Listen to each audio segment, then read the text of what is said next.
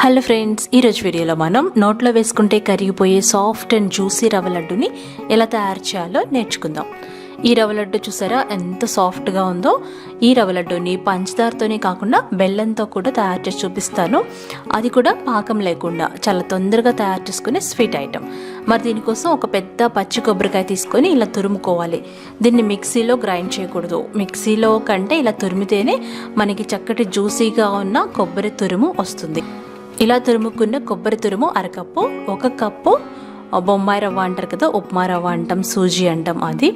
ఇప్పుడు ఈ రెండింటిని ఒక గిన్నెలోకి తీసుకోవాలి. ఒక కప్పు బొంబాయి రవ్వ, అరకప్పు తురుముకున్న పచ్చి కొబ్బరి ఇది వేసేయాలి. చూసారా, పచ్చి కొబ్బరి తురిమినప్పుడు మనకి ఇలా జ్యూసీగా మెత్తగా ఉండాలన్నమాట. ఇందులో కొంచెం కొబ్బరి పాలతో మిక్స్ అయి ఉండాలి. అప్పుడు మనకి చాలా బాగా వస్తుంది రవ్వ లడ్డు.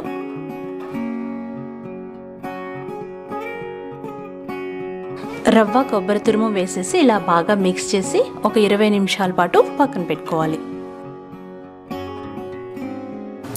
ఆ తర్వాత 2 టేబుల్ స్పూన్ల నెయ్యి వేడి చేసి కరిగిన తర్వాత 2-3 టేబుల్ స్పూన్ల జీడిపప్పులు వేసుకొని బాగా వేయించుకోవాలి. మీడియం ఫ్లేమ్లో పెట్టుకొని వేయించుకోవాలి. ఇలా బాగా వేయించి పక్కన పెట్టుకోవాలి. ఇప్పుడు అదే నేతిలో మనం కలిపి పెట్టుకున్న రవ్వ పచ్చి కొబ్బరి మిశ్రమాన్ని వేసి లో ఫ్లేమ్లో మాత్రమే 15 నుండి 20 నిమిషాల వరకు కలుపుకుంటూ వేపుకోవాలి. ఇలా మన రవ్వ ఎంత బాగా వేయిస్తే రవ్వ లడ్డు అంత బాగా ఉంటాయి, అలాగే పచ్చిదనం లేకుండా ఉంటాయి. ఇలా చక్కగా కలుపుకుంటూ వేయించుకోవాలి. చూసారా, కొంచెం కలర్ మారుతుంది, అలాగే మంచి సువాసన వస్తుంది. అలాంటప్పుడు స్టవ్ ఆఫ్ చేసి ఒక ప్లేట్లోకి తీసుకోవాలి. ఇప్పుడు అందులో 1/2 టీ స్పూన్ యాలక్కాయల పొడి వేసుకోవాలి. ఇప్పుడు దీన్ని బాగా కలిపేసి ఈ రవ్వ లడ్డుని 2 భాగాలుగా డివైడ్ చేస్తున్నాను. ఎందుకంటే ఒకటి పంచదారతో ఒకటి బెల్లంతో.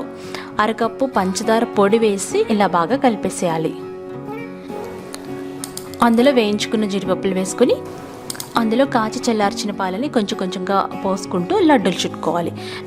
ఎక్కువ కాలం నిలువ ఉండాలనుకుంటే కాచిన నేతితో మనం లడ్డూలు చుట్టుకుంటే ఎక్కువ కాలం నిలువ ఉంటాయి.